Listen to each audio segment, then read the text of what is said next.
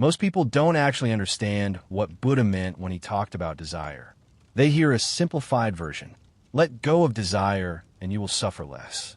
Stop attaching yourself to things and you will find peace. It sounds calm, almost obvious, especially in a world where people feel constantly pulled in different directions. Wanting more, chasing more, worrying more. So the idea spreads easily because it feels like relief. But the deeper idea was never that simple. Buddha was not talking about every form of desire. He was pointing at something more specific, something harder to notice. The kind of craving that clings. The kind that says this must happen, this must stay, this must not change. It is not just wanting. It is needing reality to behave a certain way in order for you to feel okay. And that distinction matters more than most people realize. Because when that idea gets simplified, people start doing something very different from what was intended. They don't just question unhealthy attachment. They start pulling back from desire itself. They try to become less affected, less invested, less emotionally involved in what happens to them. At first, it feels like clarity. You stop overreacting. You don't get pulled into every frustration. You feel more stable, more in control. There's a kind of calm that comes from not gripping everything so tightly. And that calm is real. But if you follow that interpretation too far, something subtle begins to shift. You don't just loosen your grip on things that harm you. You start loosening your grip on things that matter to you as well. Not in an obvious way, not in a way that feels like loss, but in a quieter way that builds over time. You begin to hold your life a little more lightly than before. You care, but not too much. You want things, but not too strongly. You stay involved, but never fully invested. And this is where the confusion begins. Because what feels like balance can slowly turn into distance. There's a difference between not being controlled by your desires and slowly stepping back from them altogether. And that line is easy to cross without noticing, especially when the goal becomes staying calm no matter what. You start avoiding emotional extremes, which sound wise. But those extremes are not just where suffering lives. They're also where meaning lives. The same intensity that creates pain is often tied to the things that make life feel significant. Caring deeply about something always comes with risk. Wanting something strongly means you might not get it. Being connected to someone means you might lose them. There is no clean separation between these. And this is where the way people interpret Buddhist ideas begins to create a problem. Not because the original insight was shallow, but because it gets turned into something safer than it was meant to be. Instead of understanding attachment, people try to reduce their emotional exposure to life itself. They aim for a kind of steady calm that avoids disturbance. And again, this works to a point. Life becomes more manageable. You are less shaken by things outside your control. You don't get caught in the same loops of frustration and disappointment. From the outside, it looks like maturity. From the inside, it feels like stability. But there's another side to that stability that is easy to miss. Things can start to feel less vivid. Not empty, not meaningless, but slightly muted. The highs don't rise as sharply. The lows don't fall as deeply. Everything stays within a narrower range. And while that protects you from certain kinds of pain, it also changes how fully you experience what is happening. You are present, but slightly held back. Engaged, but not fully exposed. And this is where the question becomes harder. Is the goal of life to reduce suffering as much as possible? Or is there something valuable in the very experiences that make us vulnerable to it? Because if you remove too much of what creates tension, you may also be removing part of what gives your life direction. Desire is not just random craving. It often points toward what you care about, what draws you forward, what gives your actions weight. Without it, you don't just become free from struggle. You can also become less connected to what actually matters to you. Buddha saw clearly that clinging creates suffering. That insight is not the problem. The problem begins when that insight is turned into a way of living that quietly distances you from your own intensity, from your own drive, from your own emotional depth. Not in a dramatic way, but in a slow, almost invisible shift, until one day, you realize that your life feels more controlled, but also a little less alive. And this is where the idea becomes harder to hold in a simple way. Because once you see that shift, you can't just go back to repeating the usual phrases about letting go and staying detached without questioning what that actually does to a person over time. It stops being a clean solution and starts looking more like a trade. Because if you look carefully, the problem was never desire itself. It was the way desire turns into something rigid, something that clings, something that refuses to accept change. That is what creates suffering. But removing the intensity of desire altogether is a different move, and it changes more than just your suffering. It changes your relationship to everything that gives your life direction. Desire is not only what pulls you into frustration, it is also what pulls you into effort. It is what makes you stay with something long enough to build it, to understand it, to care about it beyond a surface level. Without that pull, you don't suffer as much, but you also don't reach as far. You don't attach, but you also don't commit in the same way. And commitment is where depth comes from. This is the part that often gets lost when people try to live in a permanently detached state. They become good at not being disturbed, but they also become less willing to fully enter into something that could disturb them. And those two things are connected. You cannot selectively remove only the pain while keeping the full intensity of meaning. They come from the same place. So what starts to happen is not dramatic. It is not a sudden collapse or a clear failure. It is more like a quiet narrowing. You begin to move through life in a way that avoids sharp edges. You don't get pulled too far in any direction. You stay balanced, steady, composed.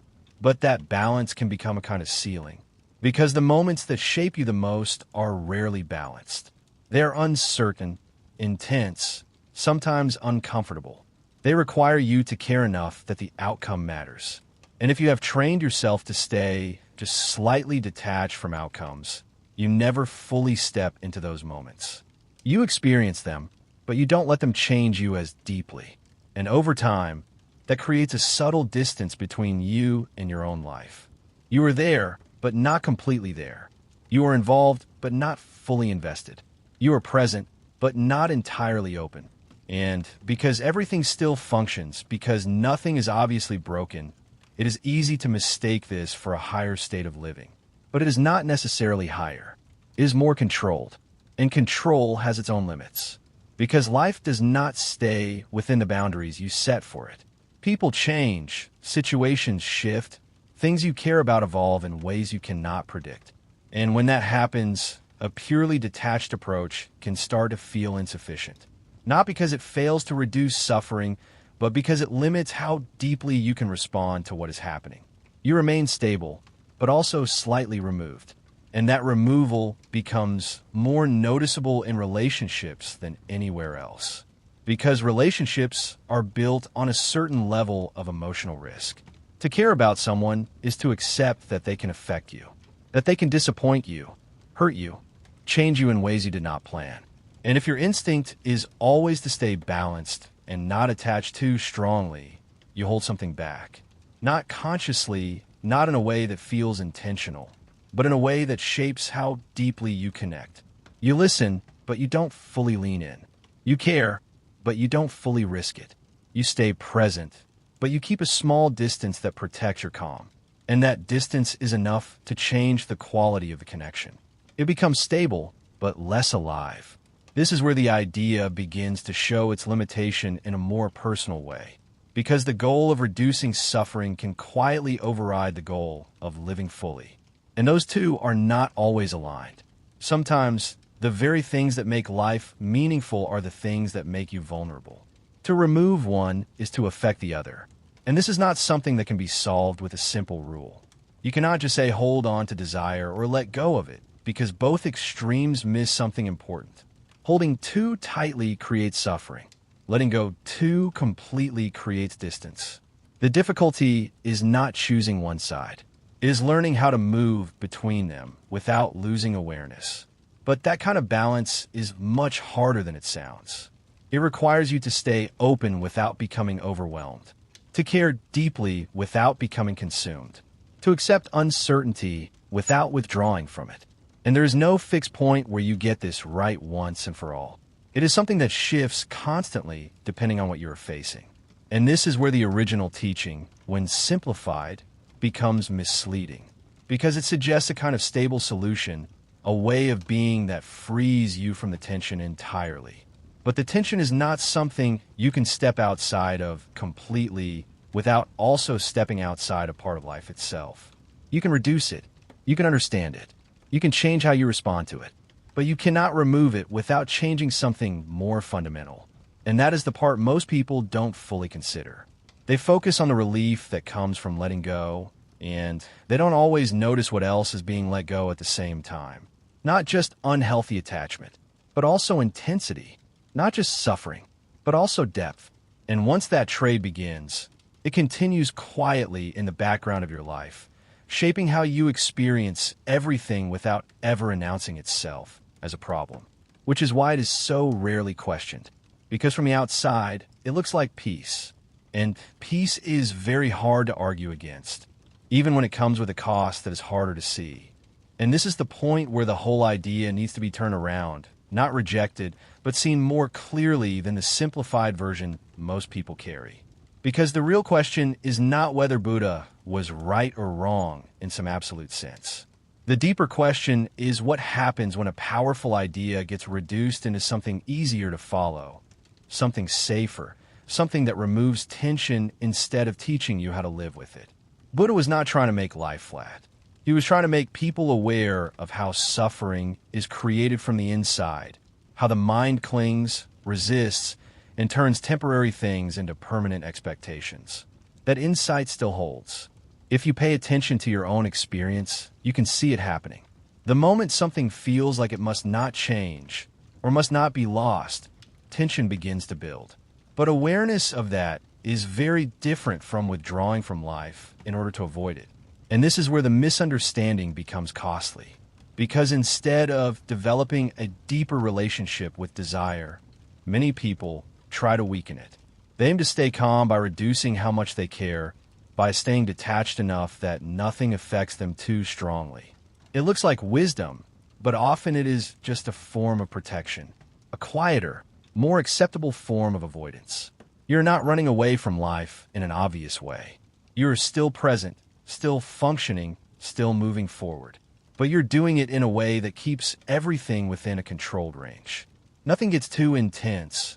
Nothing gets too unpredictable. And over time, that control becomes your default.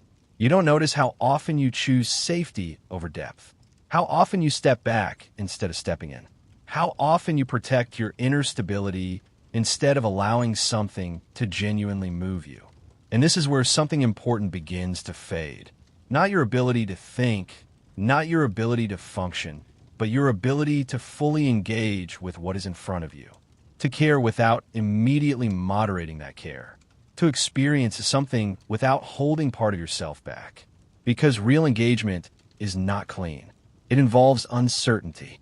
It involves risk. It involves the possibility that things will not go the way you want, and that you will feel that deeply. And if your main goal becomes avoiding that depth of disturbance, you start shaping your life around that avoidance, even if you never say it out loud. So the issue is not that non-attachment is useless. It is that it is incomplete when treated as the final answer. Because life is not something you solve by reducing friction to zero. Some level of tension is part of being fully alive. The pull between wanting and letting go, between caring and accepting, between holding on and releasing. That movement is not a flaw. It is part of the structure of experience itself. And once you see it that way, the goal changes. It is no longer about eliminating desire, and it is no longer about blindly following it either.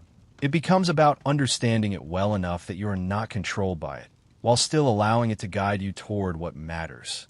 That is a much more difficult position to hold, because it does not give you a clear identity. You're not the person who rejects desire, and you're not the person who chases everything. You're somewhere in between, constantly adjusting, constantly aware of how easily you can move too far in either direction. And that requires a different kind of attention, one that does not rely on fixed rules. One that stays close to your actual experience instead of abstract ideas. Because in reality, desire is not something you experience in theory. It shows up in very specific moments. In what you choose to pursue, what you avoid, what you hold on to, what you resist. And each of those moments asks something slightly different from you. Sometimes you need to let go. Sometimes you need to care more, not less. Sometimes the problem is not that you are too attached, but that you're not willing to commit deeply enough to something that actually matters. And no single rule can cover all of that. This is where the simplified version of the teaching falls short. It tries to give you a stable position, a way of being that protects you from the instability of life. But life does not stay stable, and neither can your way of responding to it. It has to remain flexible, responsive, aware. Otherwise, what you call peace becomes a kind of distance. And distance, while it protects you, also limits you. So maybe the real mistake is not in the original insight, but in the way it gets used. Turning a deep observation about suffering into a lifestyle of constant detachment. Turning awareness into withdrawal. Turning clarity into control. And missing the fact that the point was never to step outside of life, but to see it more clearly from within it. Because once you see clearly, you don't need to shut things down. You don't need to reduce everything to stay stable. You can allow yourself to care, to want, to engage, while still recognizing when that engagement starts to turn into something rigid, something that creates unnecessary suffering. That is a more demanding way to live. It does not give you permanent calm. It gives you something else, a kind of honesty about what it means to be human, that you will want things, that you will lose things, that you will feel both joy and pain because of that, and that the goal is not to escape this completely, but to move through it without losing awareness. Buddha saw the mechanism of suffering with incredible clarity. But when that insight is turned into a way of avoiding the full intensity of life, something gets lost. Not loudly, not in a way that feels like failure, but in a way that slowly reduces how deeply you are willing to live. And that is the part almost nobody talks about.